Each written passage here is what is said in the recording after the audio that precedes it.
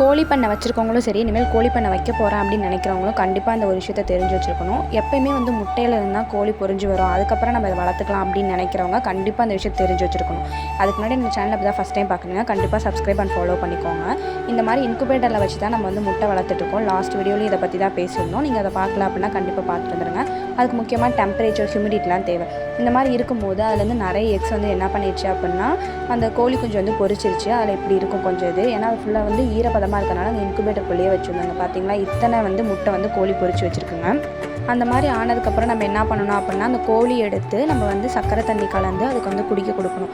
எப்போயுமே first start பண்ணுறதுக்கு முன்னாடி என்ன பண்ணணும் அப்படின்னா இதை தான் கொடுத்து சாப்பிட வைப்பாங்க. அதுக்கப்புறமா தான் நம்ம என்ன பண்ணுறோம் அப்படின்னா ஒரு ப்ரூடர் செட்டப்பை வந்து ரெடி பண்ணி அதுலேருந்து நம்ம என்ன பண்ண போகிறோம் அப்படின்னா அந்த நார்மல் ஃபுட்டான அரிசியை வந்து அரைச்சி கொட்டுறதா இருக்கட்டும், இல்லைனா வந்துட்டு சோளத்தை வந்து அரைச்சி கொட்டுறதா இருக்கட்டும், அதுக்கப்புறம் தண்ணி வைக்கிறது எல்லாமே வைப்பாங்க.